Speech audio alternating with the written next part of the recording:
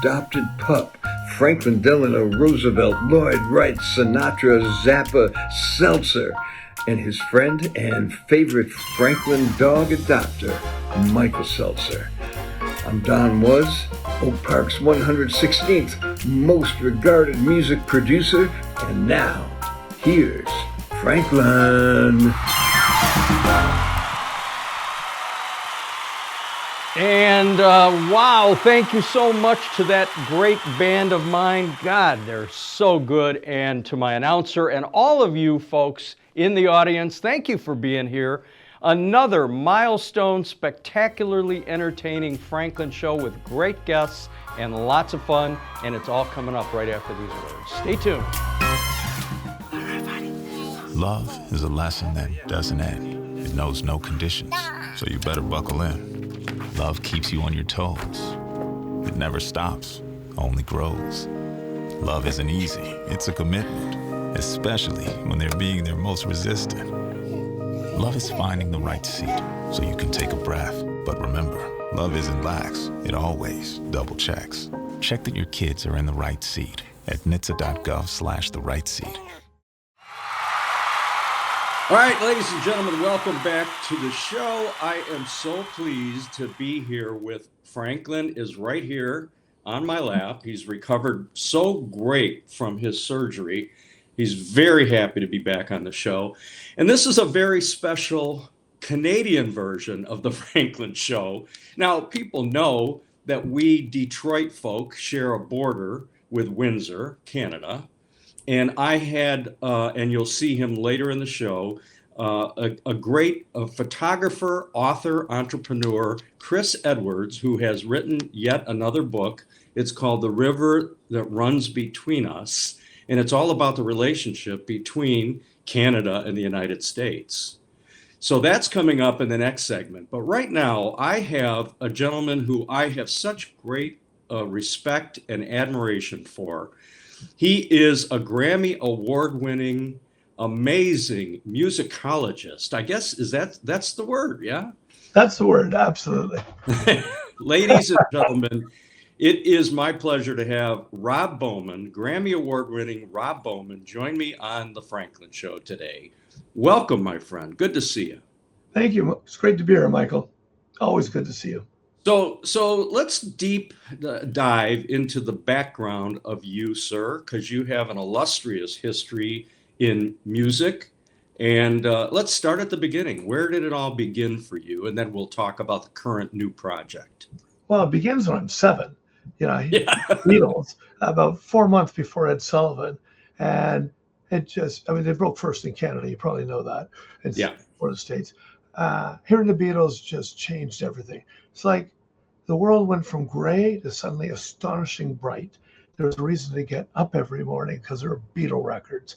I could go on about this, but it basically set the trajectory. And you were 7, 1963, when they hit the New York, the Ed Sullivan Show. I was 8, so we're in the same time span. Right. I'll never forget it. And those years, the Beatles years were amazing, though. Think about the change in our country in the 60s, where you and I grew up.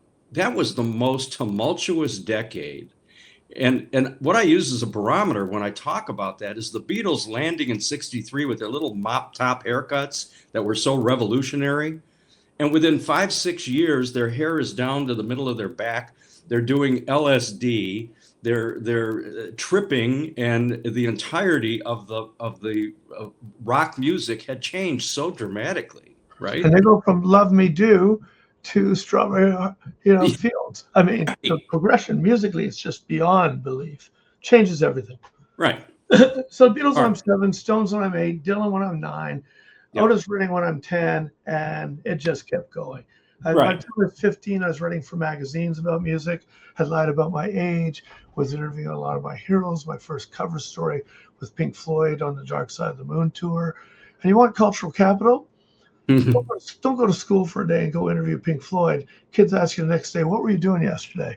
And you tell them that, and then see this cover story. But it just went from there. Yeah, and I played in bands. I wrote music for films. I did a BA, MA, and then PhD in ethnomusicology. I knew one way or another music was going to be my whole life.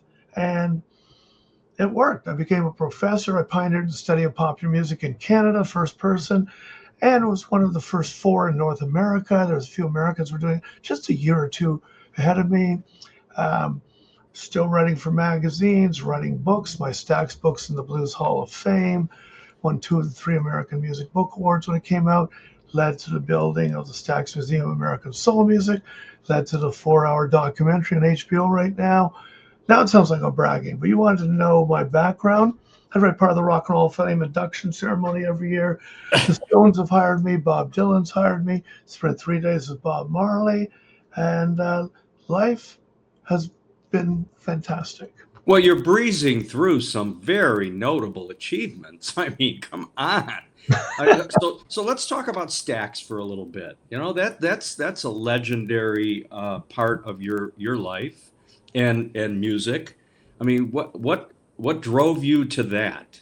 When I wanted to do a PhD, I wanted to live in the South because I wanted to live within the culture that had produced the music or was behind a lot of the music that I cared the most about. And it turned out to be an amazing move. I mean, I'll leave it at that. I mean, Memphis, I could do things that were like the world hadn't changed in 40 years. I'd go to juke joints. I'd go to fife and drum picnics to go back to the Civil War and, around Senatobia. It was just unbelievable. But when I went there, I was going to do a dissertation, of course, to do my PhD. It could have been rockabilly. It could have been the gospel quartets of the 40s out of Memphis. It could have been the jug bands from the 20s. My interests are wide, wide open. But Stax was one of the things. Otis Redding had changed my life when I first heard him, turned on to him by the Stones. And with first day I moved to Memphis, unload my U-Haul van, go out to a pizza place with my friend. This woman, maybe 25, 26, says to me, "Y'all aren't from around here, are you?" Well, that's clear. And I said, "No, why are you here? I'm doing my PhD." "Oh, what are you going to do it on?" And I listed a few things and said, maybe Stax Records. And she had no clue what it was. This is 8 years after Stax had gone bankrupt. It had been in her city while she was alive. This place was so important in terms of American music and integration. The fact she had no clue made me think, this needs to be done. So I decided I'm in the right place at the right time. And I decided this is what I was going to do. Spent the next 3 years crisscrossing the country, interviewing everybody from every session musician, songwriter, engineer, the various owners of the company, secretaries, promo man. I got every story from every direction. Eventually got access to the Stax vaults, heard literally every unreleased piece of music that exists. Wow. Went through all our files. I spent 12 years in total, not doing the PhD. I did that to finish the book, which is based on work I did for a PhD, but a very different work. I spent 12 years going through boxes and boxes and boxes of court records, which is mind-numbing, but then you hit gems. It's open part of the story that you didn't have. It was quite a journey. And the book has had an incredible impact. Stones hired me because Keith Richards was reading my book and loved it. And they wanted somebody to interview them who could talk about music, not just sex and drugs. So I took them on the road to California and then Australia to interview them for 3 weeks. And it ended up coming out in a book called According to the Stones. Its byline is Jagger, Richards, Watts, Wood, because it's all their conversations, but it's my interviews that got those conversations out of them.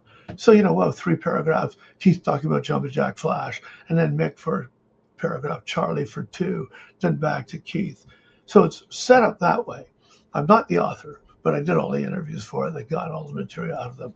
It was an amazing experience.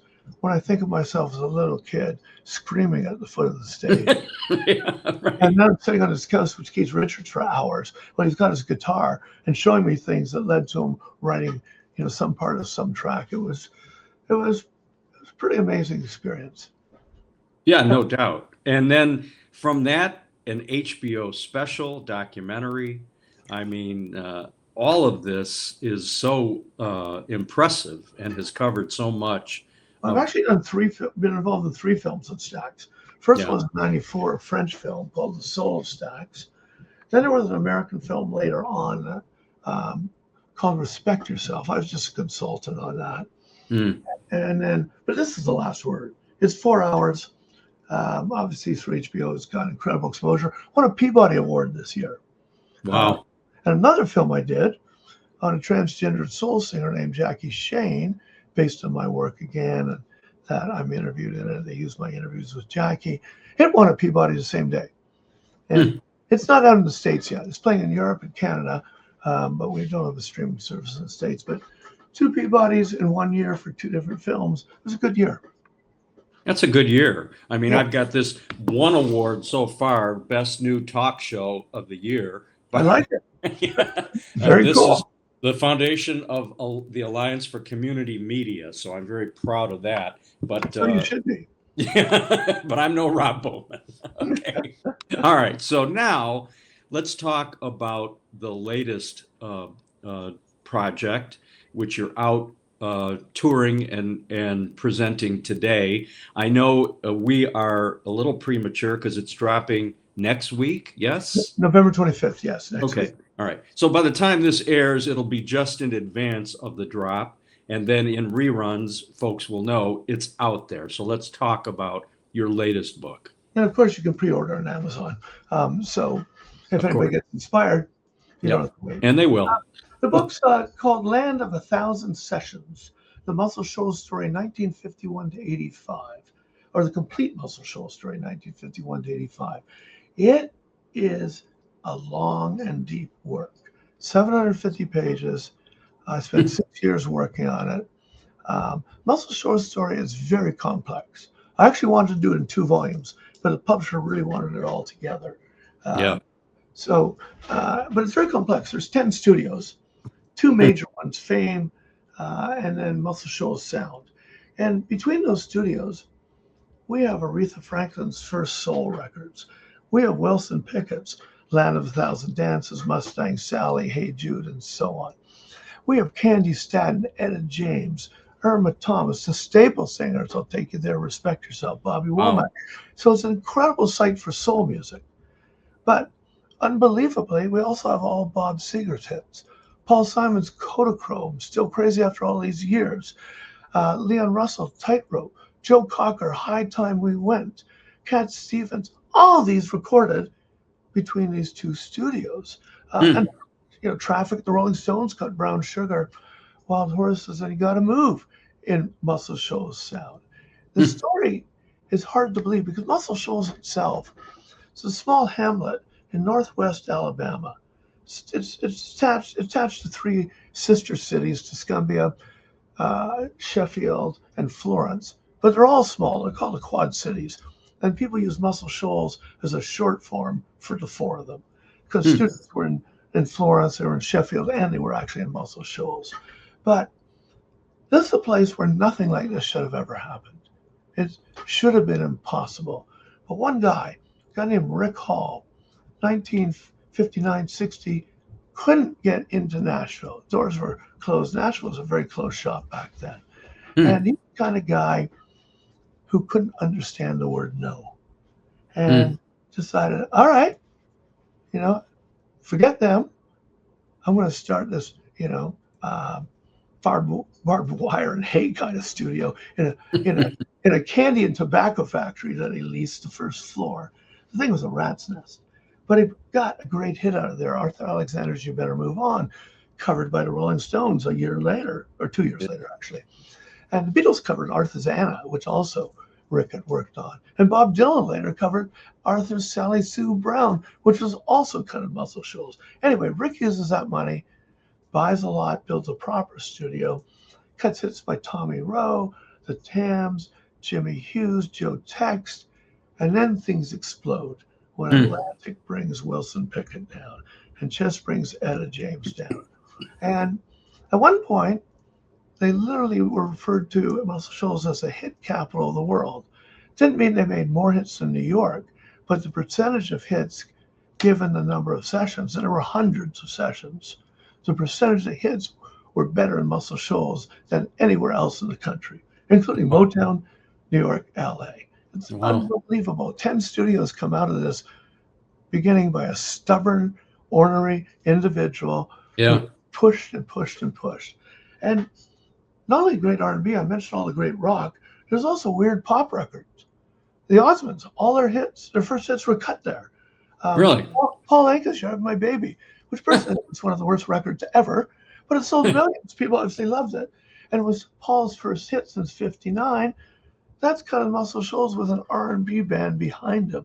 It's crazy. And then in the 80s, when funk and disco took over the R&B world, and the record industry went into a terrible recession in 81 and 82, to survive, Muscle Shoals pivoted to be a country town.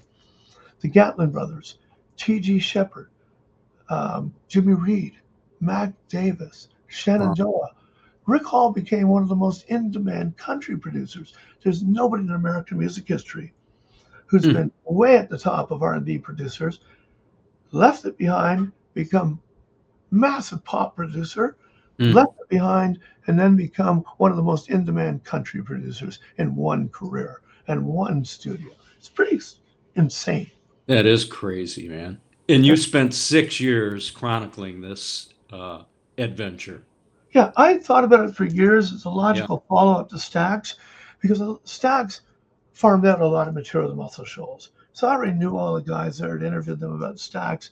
But the story is so big, 10 studios, that I decided, no, I'm not going to tackle this. This is just too much. Maybe somebody else will do it. Somebody should.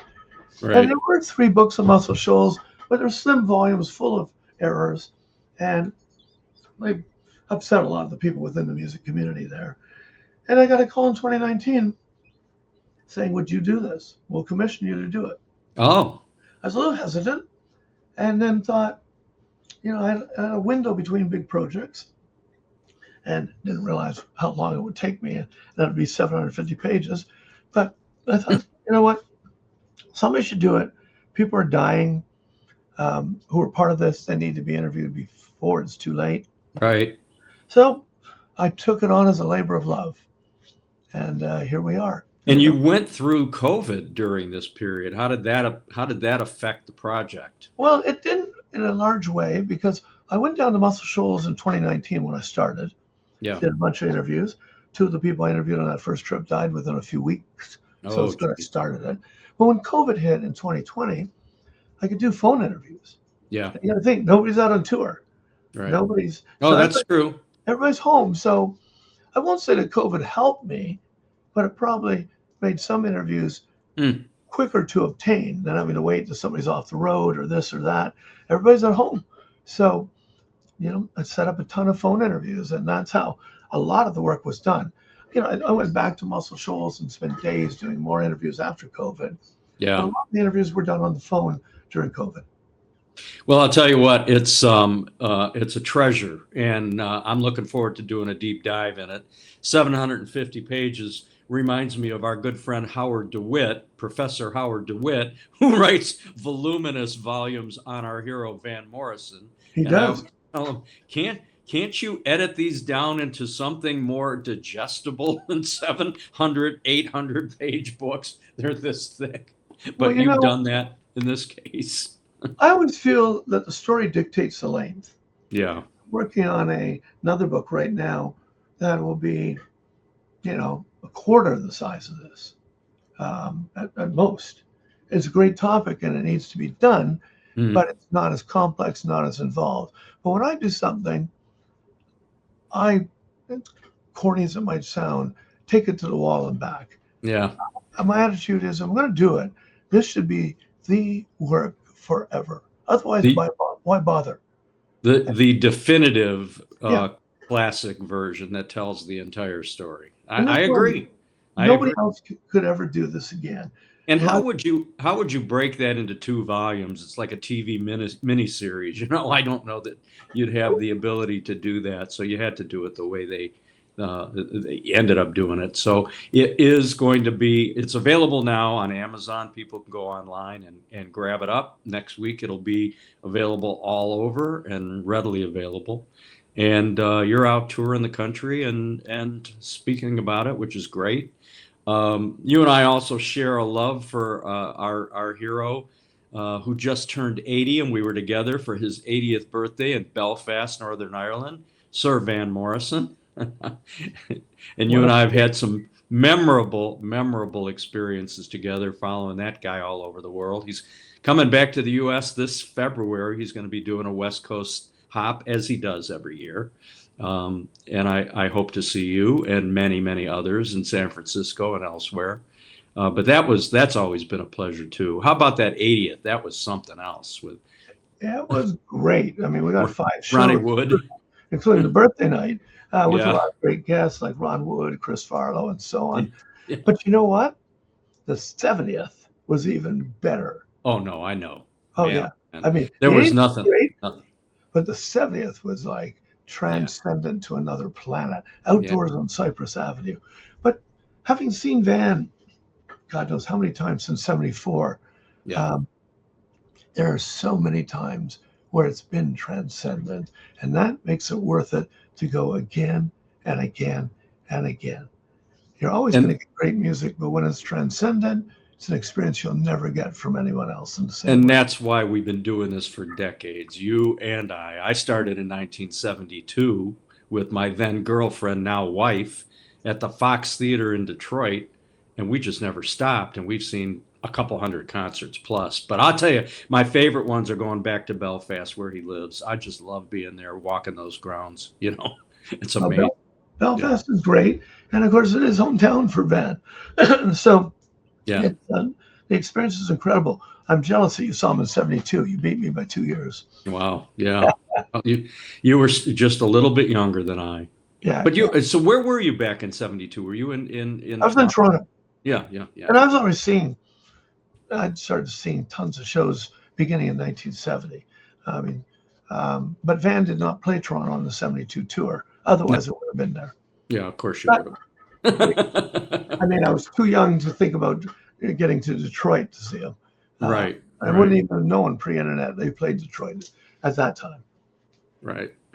Well, Rob, it's a pleasure to have you on the Franklin Show. Telling this story, and this new book about Muscle Shoals is something that everybody who is interested in music should be interested in reading.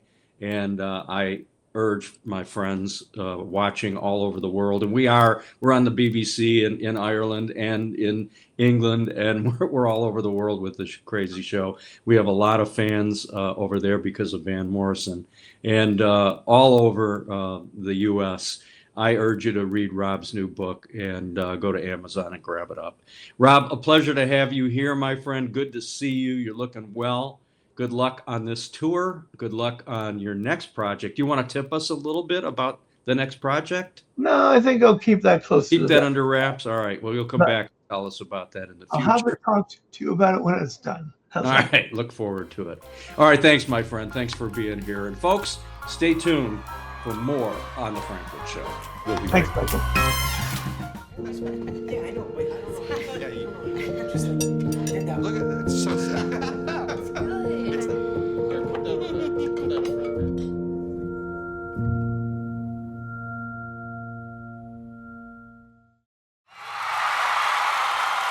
Hey, everybody, welcome back to the Franklin Show. Franklin is right here by my side, but he's on medical leave, as you know, and doing well.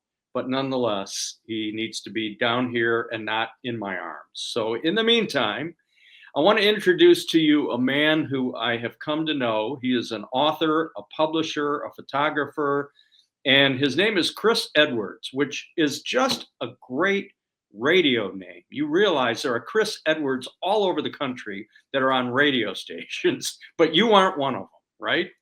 Big Jim Edwards. Remember?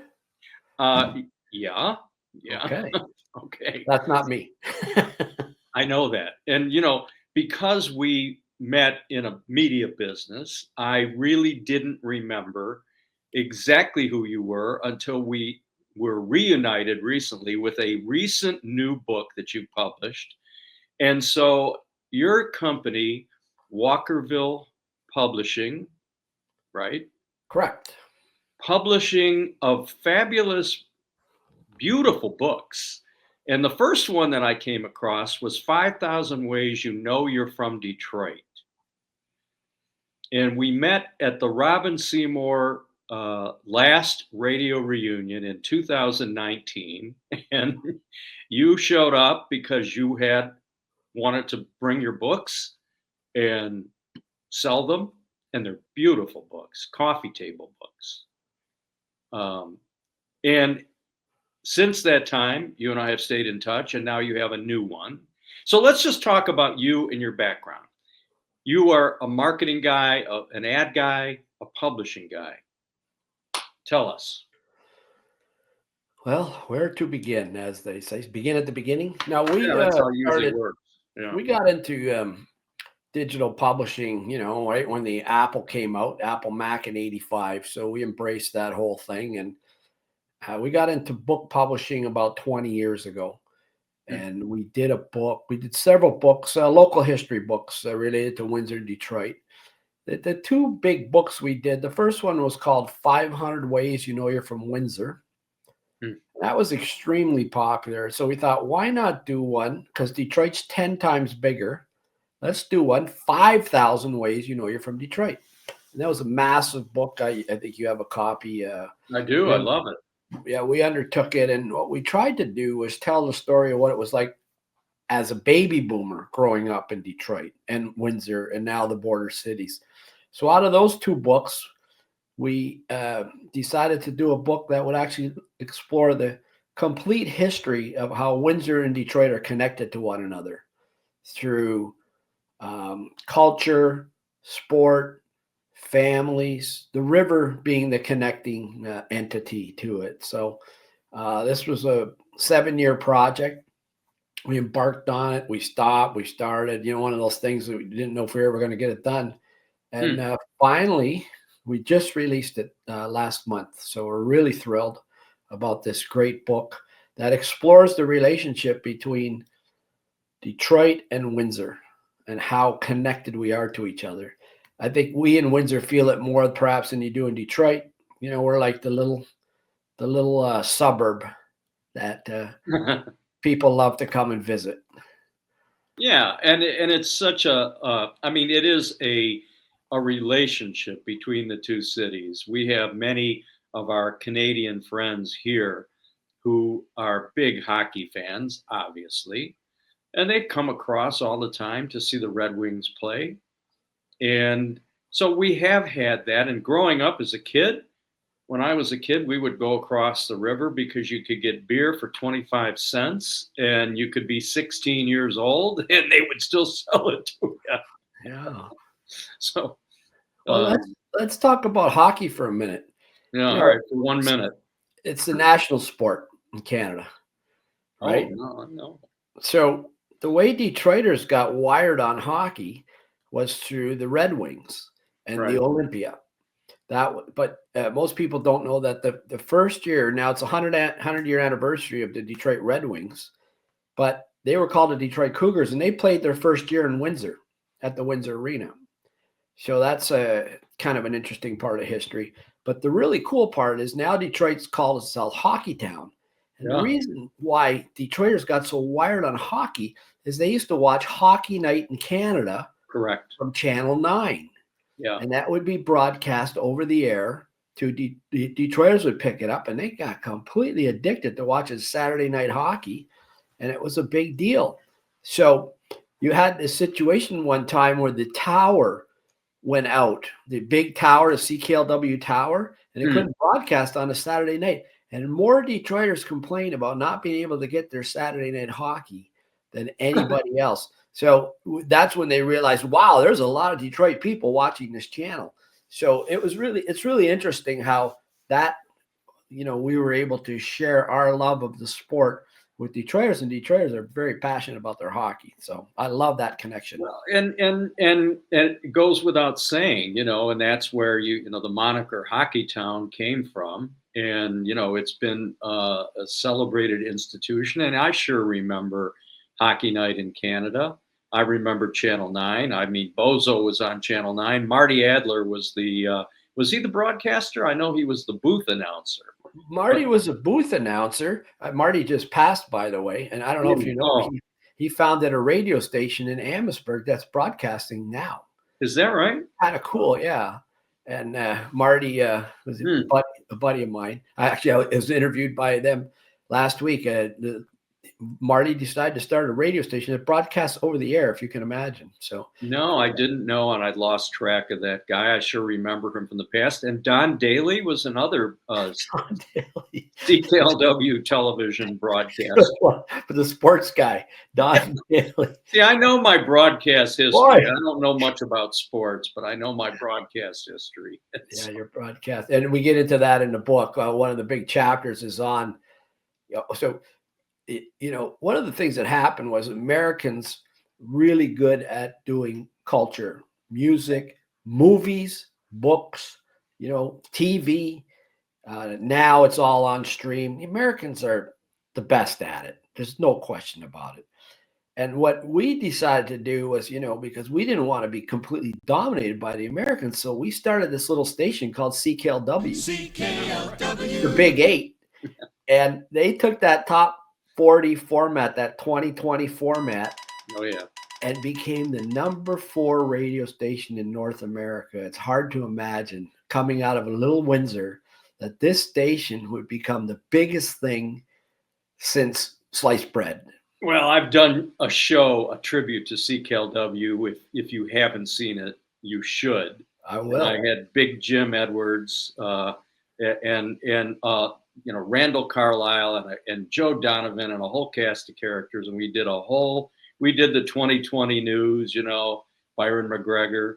And obviously CKLW was a massive influence on radio all across America, North America, and storied, legendary broadcasters came from that powerhouse. 50,000 watts. 50,000 watts of power. And it's interesting that somebody was smart enough in Windsor to realize that with this broadcast license that they had, that there was this huge market. And what's really cool about it is the relationship with Motown. A lot of those Motown acts could not get on TV. They just, there was still that stigma, we're not going to let these black musicians on TV.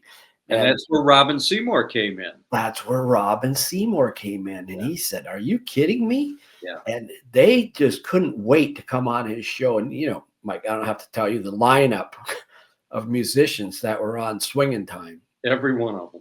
Every one of them. And what was cool for us in Windsor is then those musicians would play over here. Yeah. So they'd play at high schools. They'd play at clubs. So, you got to see everybody. And not just Motown.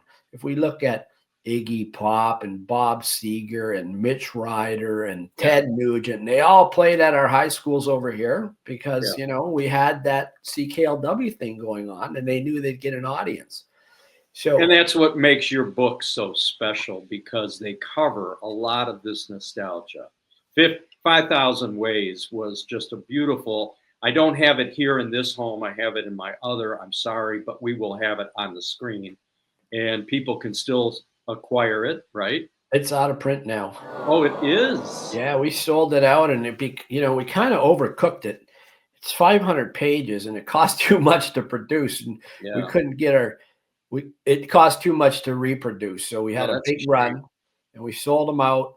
And now the only way to find them is at John King or a place like that, a used bookstore. They're on eBay. I'm sure they're on eBay too. Yeah, but that was a big seller. But it was really expensive. We overdid it. All right, well, let's talk about the new book, because that's really the most current publication that you guys produced. And it is available, right? Yes, that's on walkerville.com, our website. We live in Walkerville. It's an inner suburb of Windsor. Yep. Actually founded by a Detroiter, Walkerville. Is that right? Hiram Walker, Canadian Club Whiskey. Oh, He came over here from Detroit because he was worried about prohibition in the 1850s, if you can imagine. They were worried that they were going to not be able to sell their liquor. So he came over here and he set up a distillery, which is still here. It's the oldest distillery in North America.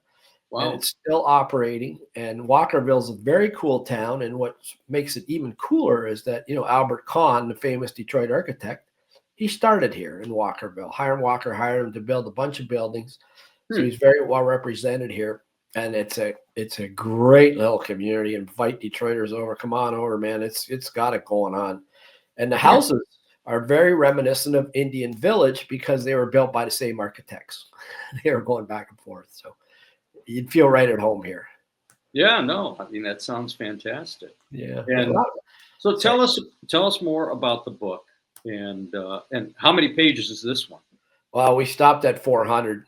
I mean, there is such a great relationship between Detroit and Windsor. We could have carried on, but my partner, my wife, was terrorizing me not to do another 500-page book because, first of all, they're heavy.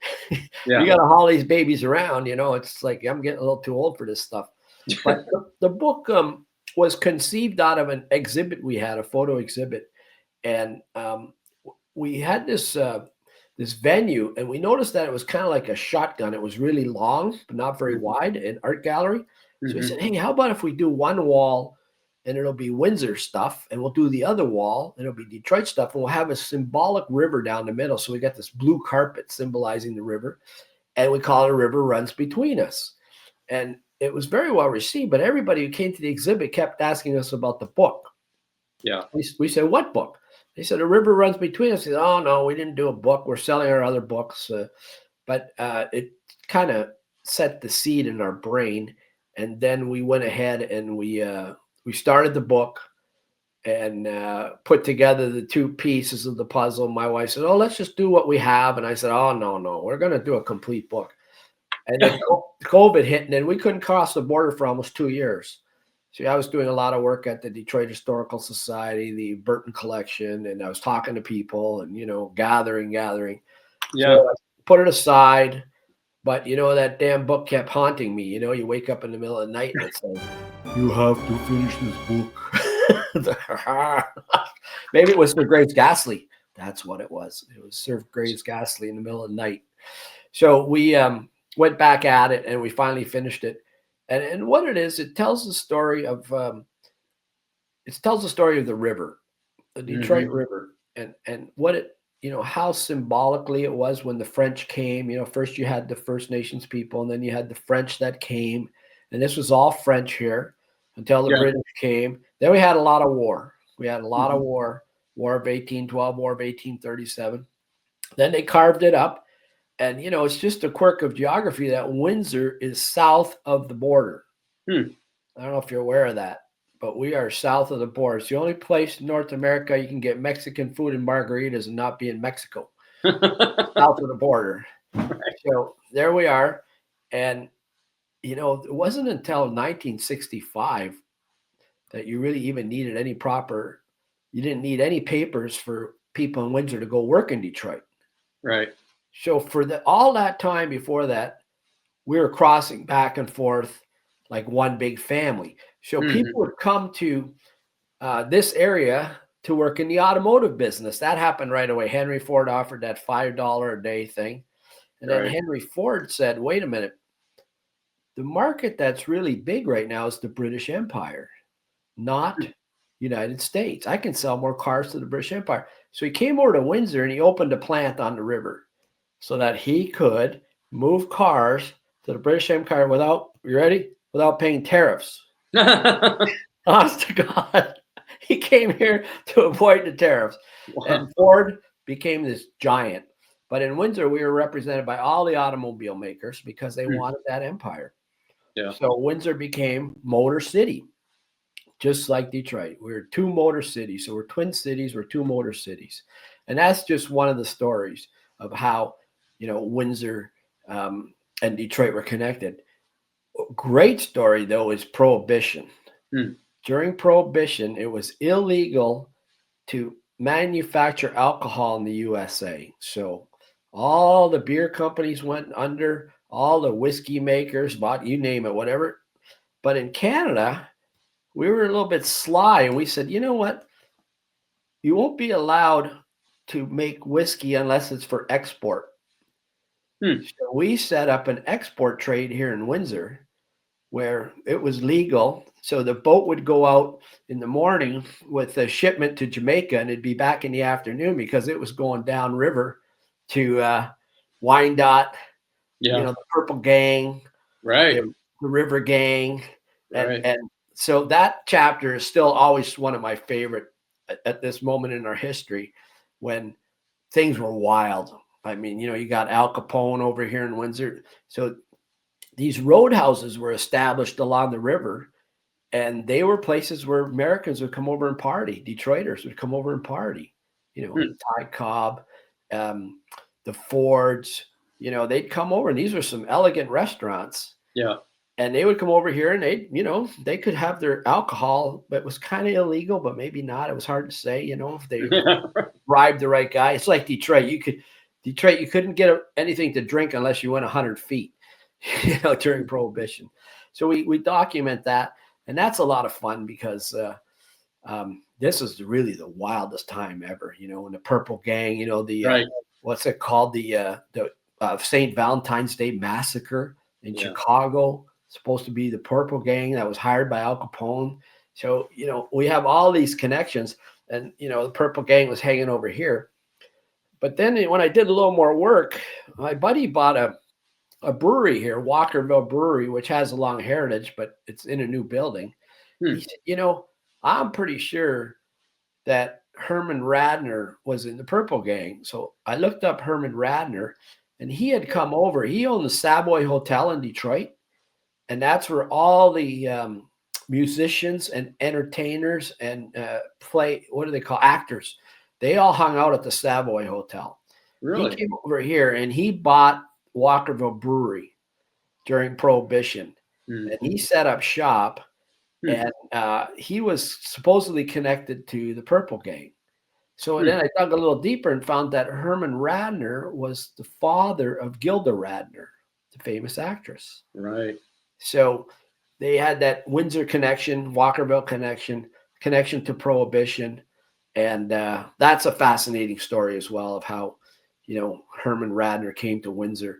And then, the thing about a book like this, Michael, is one thing leads to another. So then I started digging into this one brewery, Riverside Brewery, which was across from Pesh Island at the head of the Detroit River. And these guys came over, and these guys were badasses. They were the original Italian mafia. These guys are the original Sopranos. And they come over here, and they built a brewery right on the river so that they could ship beer to Belle Isle, where the trucks were waiting to get the beer to thirsty Detroiters. You can't make any of it up. No, man. There's some great historical facts in this book, and it's a picture book. I mean, the photography is rich and tremendous. Well, thank you. We did something pretty wild this time. We took these black and white photos and colorized them, but we didn't use AI. We did the old technique, like it's almost traditional. In the old days, they used to spray paint black and white photos. They had a technique where it would show through. And so we used like the spray paint tool in Photoshop. And I spent hours and hours and hours. So, timing's everything. The book comes out, and then Google announces this Nano Banana AI. And all you have to do now is tell it, take this black and white photo and turn it into color, and it does. And I looked at this technology, I just shook my head. I spent hundreds of hours. And so we took most of the black and white photos that are colorized for the first time. And that just gives them a whole new life. But don't you feel a sense of accomplishment that you did that without AI? Everybody is doing AI and Chat GBT. It's very obvious for most people who recognize it. And obviously, it's a shortcut, and it's popular. But doing it the way you did it, there's a sense of accomplishment. And you and Elaine should be quite proud of your ability to do the kind of creative production that you've been able to do. Well, thank you. I feel like we might be at the final moments of of doing everything that way. It I may mean, be. I mean, there'll always be a demand for quality. You can fake it a lot, but we really feel like, this is our 10th book. So we feel like we've kind of got it down now. And I've done a lot of books for other authors. They come to us and say, hey, can you help me with my project? So I've probably done another Right. 100 books for other people. And so we've kind of learned our chops, but I really can see the writing on the wall on a lot of this stuff, like the Hey, research. look, you and I came from an era where it was typesetting and keylining, and then suddenly in the 80s, when Apple computers came into play, and I owe a debt of gratitude to my beloved partner, may he rest in peace, Keith Kaufman, who brought us into that Apple generation, brought all this equipment into our offices. We didn't know what the hell this was all about. And I remember the first project that we did, we won a big account, Ace Hardware. And it was a presentation that we did in which we showed a picture of a young man and his son painting a picket fence using Ace paint. And we had superimposed the Ace can of paint in the photograph.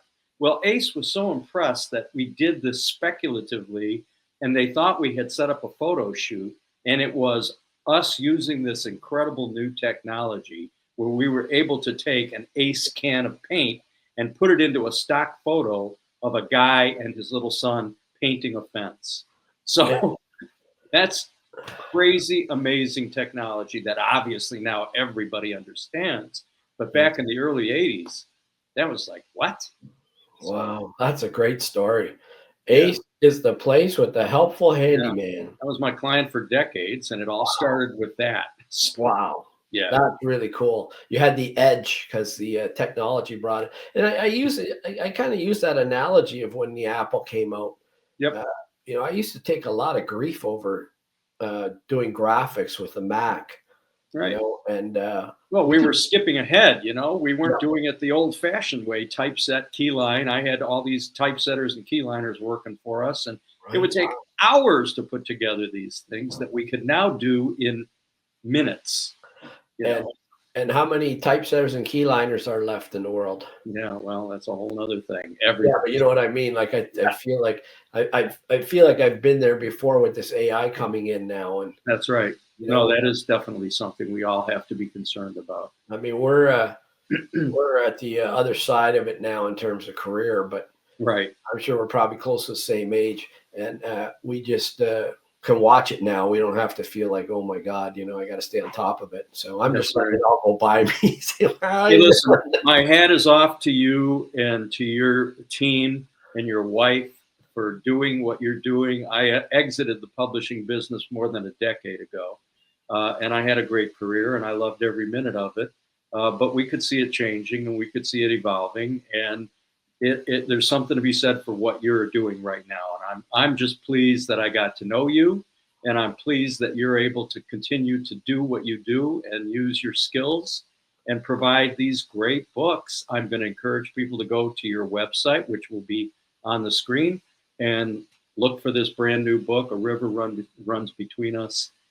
It's a great work of art and a coffee table book. Like all the books that you guys have done. You've done some really, really nice material. Well, I wish people could get 5,000 Ways.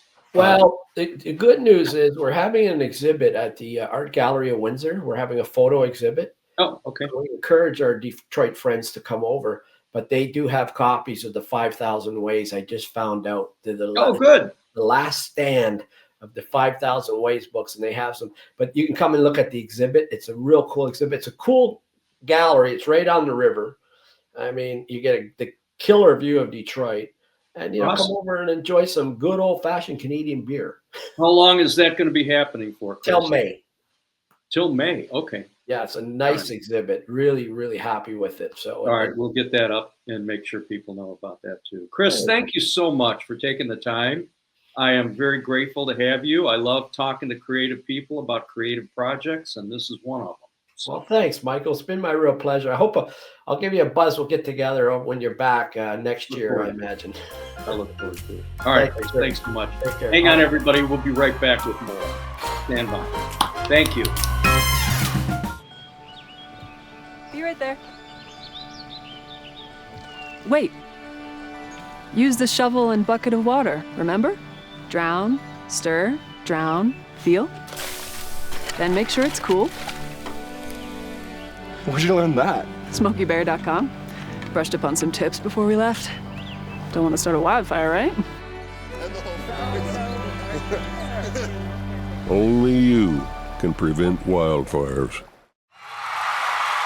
Well, folks, this was very special, and thank you so much for being here tonight. To all of you in this audience, to my great band, to my fabulous announcer, to great guests, I am so pleased to have presented this Franklin Show to you today.